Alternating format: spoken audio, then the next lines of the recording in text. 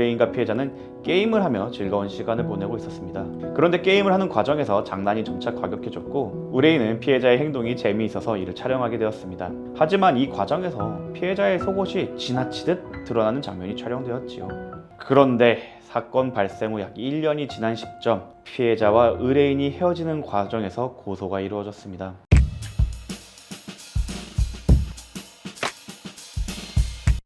안녕하세요. 법무법인 1호 정구승 변호사입니다. 결혼을 앞둔 커플이라고 할지라도 상대의 신체를 촬영하거나 유포하는 행위는 심각한 문제로 이어질 수 있죠. 관계가 좋을 때에는 문제가 없을 것 같지만 사람 관계는 언제 어떻게 될지 모르니 불미스러운 일이 발생하지 않도록 매사에 주의해야 합니다. 실제로 최근 유사한 사건으로 저희 법무법인 1호를 찾은 의뢰인분이 계셨습니다. 처음 찾아오셨을 때 많은 고민을 안고 계셨지만 저희의 열정적인 변호 덕분에 평온한 삶을 되찾으셨습니다. 과연 어떤 사연이었을까요?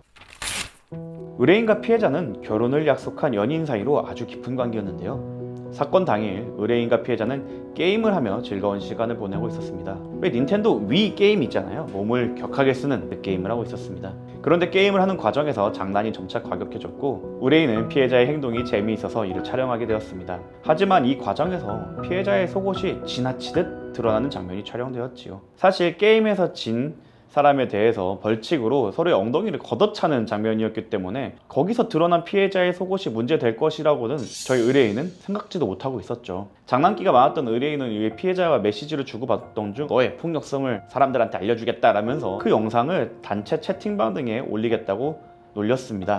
이는 연인 간 장난으로 오간 대화의 일부였으며 당시에는 피해자 역시 이를 심각하게 받아들이지 않고 일상적인 대화를 이어갔습니다. 그런데 사건 발생 후 약 1년이 지난 시점, 피해자와 의뢰인이 헤어지는 과정에서 고소가 이루어졌습니다. 이에 의뢰인은 첫 번째, 성폭력 범죄 처벌 등에 관한 특례법, 카메라 촬영 등 이용, 촬영, 반포 등 및 두 번째로는 성폭력 범죄의 처벌 등에 관한 특례법 위반, 촬영물 등 이용 협박 혐의로 경찰 조사를 받게 되었습니다. 먼저 저희 변호인단은 이 사건의 두 가지 혐의, 소위 말하는 카찰 이용 협박 혐의의 성립 요건을 면밀히 분석했습니다. 첫 번째, 카찰 혐의와 관련된 부분입니다. 의뢰인은 피해자가 게임을 즐기는 과정에서 서로 벌칙으로서 엉덩이를 걷어차면서 피해자의 속옷이 포함된 찰나의 순간이 잠깐 들어가서 촬영하게 된 것일 뿐 피해자의 특정 신체 부위를 고의적으로 찍은 것은 아니었습니다. 성폭력 범죄의 처벌 등에 관한 특례법 제14조, 소위 카찰에서는 성적 욕망 또는 수치심을 유발할 수 있는 사람의 신체를 촬영했을 때 혐의가 인정된다고 보고 있습니다. 대법원 2008도 7007 판결에서는 이에 대해 당해 피해자의 노차림, 노출의 정도 등은 물론 촬영자의 의도와 촬영에 이르게 된 경위, 촬영 장소와 촬영 각도, 촬영 거리, 촬영된 원판의 이미지, 특정 신체 부위 부각 여부 등을 종합적으로 고려하여 구체적, 개별적, 상대적으로 결정해야 한다고 판시하고 있었습니다. 즉, 특정 신체 부위를 촬영하고자 한 고의성이 존재해야 되는데 저희 의뢰인에게는 고의성이 전혀 없었기 때문에 성립 요건에 해당하지 않는다고 보았습니다. 두 번째는 촬영물 등 이용 협박 혐의에 대한 부분입니다. 의뢰인이 촬영물을 단톡방에 올리겠다고 말한 것은 사실이지만 이는 평소 장난기가 많은 의뢰인이 피해자와 대화를 하는 과정에서 장난스럽게 이야기한 것뿐이었고 쟁점 역시 자신을 걷어차는 상대방에 대한 폭력성을 놀리는 것이었습니다. 피해자도 의뢰인이 장난기가 많은 성향을 알고 있었고 실제로 두 사람은 이 부분에 대해서 심각하게 얘기하지 않고 금방 일상적인 대화로 넘어갔습니다.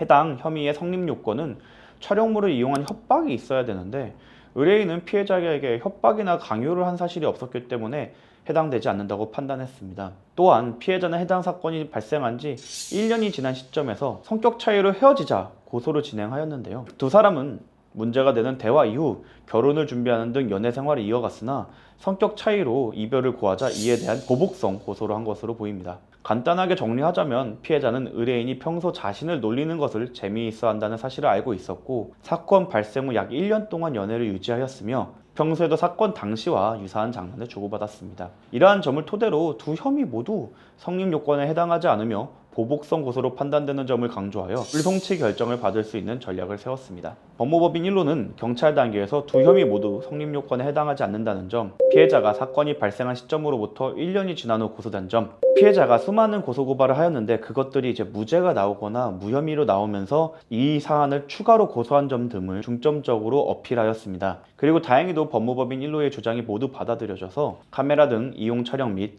촬영물 등 이용 협박 혐의 모두 불기소 결정이 확정되었습니다. 본 사건이 무혐의, 불기소로 종결되지 않았다면 소송에서도 불리한 상황이 생길 수 있는 상황이었습니다. 다행히 저희 법무법인 1호의 신속하고 정확한 대응 덕분에 이 사건이 무혐의로 처리되었고 의뢰인이 소송을 보다 유리하게 이어나갈 수 있었습니다.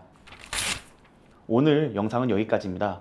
형사소송에서는 신속하고 정확한 대응이 핵심입니다. 이러한 상황에 혼자서 대처하는 것은 매우 어렵고 위험할 수 있습니다. 변호사를 선임하지 않더라도 전문가의 상담을 통해 해결 방법을 찾으시는 것이 좋습니다. 다음 영상에서는 더 유익하고 흥미로운 주제로 찾아뵙겠습니다. 감사합니다.